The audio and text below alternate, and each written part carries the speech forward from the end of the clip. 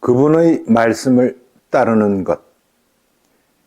교만에서 시작되어 벗어나지 못하는 굴레가 있었습니다.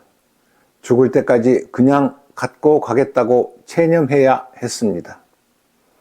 공동체 안에서 저는 여러 가지로 바쁜 사람이었습니다. 이것저것 해야 할 일이 많은 사람이었습니다. 부탁하는 일도 많았고 스스로 해야 한다고 생각되는 일도 많았고 실제로 많은 일을 할 수 있었습니다. 그래서 많은 사람들에게 감사와 칭찬도 많이 받았습니다. 그런데 얼마 전부터 어려움이 오기 시작했습니다. 저는 몇몇 사람들을 판단하기 시작했습니다. 몇몇 사람은 게으르고 맡은 일을 다하지 못한다고 판단하기 시작했습니다. 저희 판단의 대상이 되는 사람은 일은 하지 않으면서 일 많이 하는 저를 시샘한다고 생각했습니다. 마귀의 유혹은 거기에서 멈추지 않았습니다. 혼자만 잘난 척 해봐야 아무 소용이 없다고, 그냥 편하게 살라고, 다른 사람들처럼 대충 살라고 계속해서 저를 부추기고 있었습니다. 하느님의 정의가 실현되지 않는다고 생각하며 마음이 아프고 괴롭기도 했고 앞으로 나아가지 못하는 자신의 한계를 느끼곤 했습니다. 건강을 생각하지 않고 오기로 일을 하기도 했고 병이 나고 드러눕기도 했습니다. 그러면서 차라리 이렇게 일하다가 죽어버리고 싶다고 생각하기도 했습니다. 얼마나 보람된 죽음일까라는 엄청난 교만과 오기를 부린 적도 있었습니다. 기쁘지 않았습니다. 자유롭지 않았습니다. 진정 감사해 하고 칭찬하는 사람들의 사랑도 받지 않고 그냥 인사치레로 받아 값없이 버려버리곤 했습니다. 급기야 계속해야 하는 것이 무슨 의미가 있을까라는 생각에 빠져서 헤어나오지 못하고 있었습니다.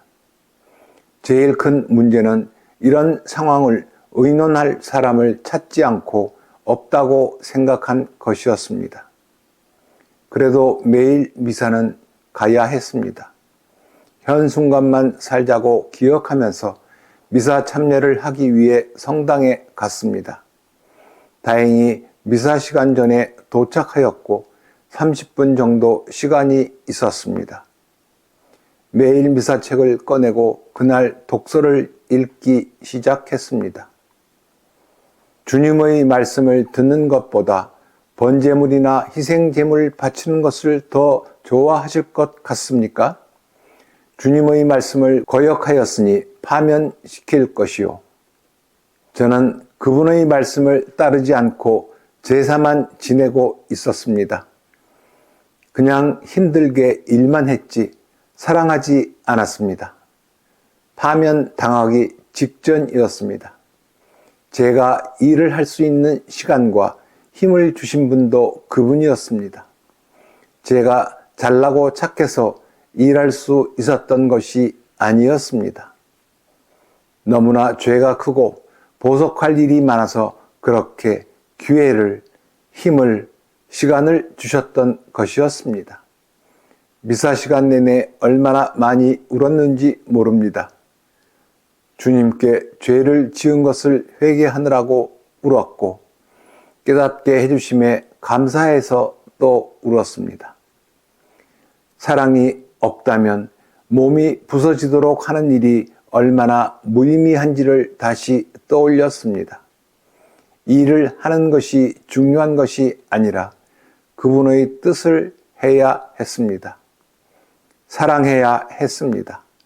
형제를 사랑하지 않고 일만 하였기에 그분을 만날 수 없었습니다.